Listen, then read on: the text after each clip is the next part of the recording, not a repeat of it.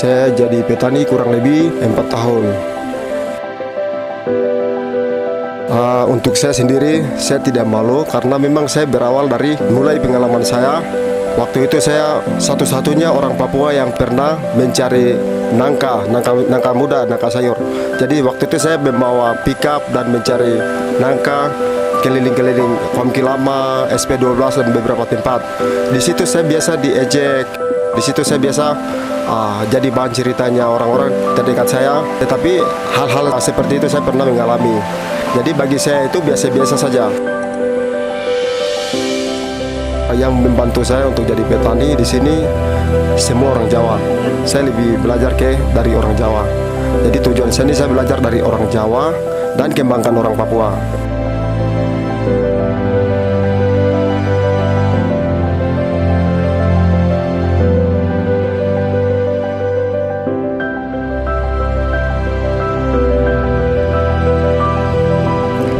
Perjalanan kita hari ini akan membawa kita ke kebun yang terletak di distrik Komki Narama, Timika, Papua Tengah, untuk bertemu dengan Roni Wamang, seorang petani muda.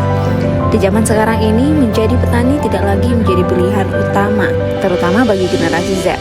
Namun, Roni Wamang membuktikan bahwa menjadi petani dapat menjadi pilihan yang tepat dan menguntungkan, serta memiliki peran penting dalam meningkatkan kesejahteraan masyarakat dan mengembangkan ekonomi lokal.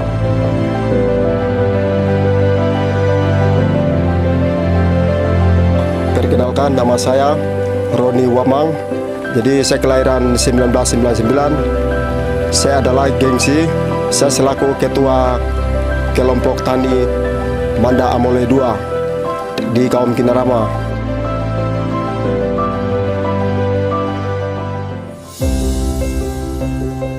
Kakak Roni sudah berapa lama jadi petani? Saya jadi petani kurang lebih 4 tahun. Oke, awalnya tuh bagaimana? Kenapa bisa sampai kakak merintis jadi seorang petani? Awalnya dulu saya pernah bekerja di beberapa perusahaan.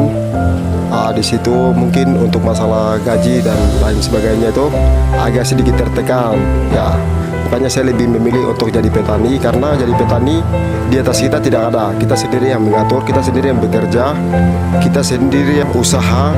Bagaimana caranya kita sendiri yang jadi hasilnya itu kita sendiri yang dapat. Jadi tidak ada orang di atas kita yang menggaji kami. Makanya saya lebih memilih untuk jadi petani. Oke, sebagai Gen Z yang menggeluti pertanian, kakak sendiri tidak malu kak dinyinyirin sama anak-anak muda yang lain? Kan kita tahu bahwa di zaman sekarang ini terkenal dengan hebohnya media sosial, tren-tren seperti itu. Bagaimana? Untuk saya sendiri, saya tidak malu karena memang saya berawal dari mulai pengalaman saya. Waktu itu saya satu-satunya orang Papua yang pernah mencari nangka muda, nangka sayur.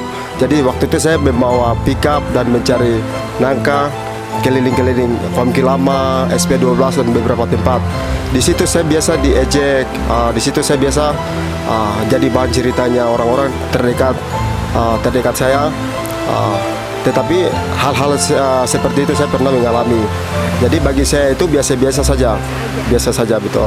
Oke, kalau dalam 4 tahun ini kakak sebagai petani, apa saja kesulitan yang kakak alami? Dalam 4 tahun kesulitan yang saya mengalami, yang pertama mungkin untuk mengenai kondisi cuaca di Timika. Cuaca di Timika ini kita tidak bisa membedakan atau kita tidak tahu karena cuaca di Timika ini kadang hujan, kadang tidak hujan. Jadi hujan pun itu dia biasa berturut-turut 1 minggu sehingga tanaman-tanaman kita biasa mati, hasil tidak memuaskan kami seperti itu. Jadi mungkin itu yang menjadi kendala-kendala kami. Ya, betul. Di sini luas tanahnya ada berapa hektar ini? Luas tanah yang ada di sekitaran sini semua kurang lebih ada 10 hektar. Di sini kita tanam selada, mungkin selada di sini mungkin 1 hektar, panjangnya mungkin 100 meter, 100 kali 20 lah. Terus di sana ada buah naga 1 hektar lebih. Terus ada jeruk ada 6 hektar. Terus kemudian kita tanam alpukat, terus ada nenas, terus ada pepaya, terus ya buah naga. Mungkin itu yang kita tanam di 10 hektar ini. Oke, lalu kalau boleh tahu seberapa besar hasil dalam sekali panen? Dalam sekali besar kami panen mungkin selada mungkin 300 kilo. Kalau hasilnya mungkin kalau bagus sekali panen 300 kilo. Terus mungkin buah naga untuk saat ini masih belum panen. Pepaya sekali panen bisa 1 ton. Terus jeruk kemarin panen pertama mungkin ada 300 kilo. Tapi untuk panen kedua, ketiga dan lain sebagainya masih dalam perawatan. Terus untuk cabai, tomat dan lain sebagainya kami biasa panen ada 300 kilo, ada 200 kilo. Hasil taninya ini dikemanakan, Kak? Hasil tani ini kami kumpul, terus hasil tani ini kami supply ke beberapa perusahaan, terus sisa daripada itu kami jual ke pasar-pasar. Inovasi apa aja yang kakak gunakan dalam bertani? Ya, dalam bertani mungkin salah satunya hidroponik yang kita sudah buat hidroponik. Terus ada lagi untuk kita tanam jeruk. Tanam jeruk di sana kita menggunakan untuk pemobatan sendiri kita menggunakan mesin babat rumput. Terus untuk kerja dan lain sebagainya kita gunakan traktor untuk cangkul. Traktor. Di Timika sini kan ada musim kemarau, ada musim hujan. Jadi di saat musim kemarau itu kami gunakan alkon untuk tarik air yang bersih untuk di mana air itu dia bisa tergenang di tempat penanaman jeruk. Itu yang kami gunakan. Oke, lalu kakak belajar pertanian modern itu dari mana? Saya belajar pertanian modern. Salah satunya ada teman-teman saya orang Jawa, dan kebetulan saya dekat dengan orang Jawa. Ada kakak saya, ada orang Jawa. Memang saya belajar dari dia. Terus selain daripada itu saya belajar di YouTube. Saya belajar dari teman-teman, mereka punya hidroponik, terus mereka punya pertanian.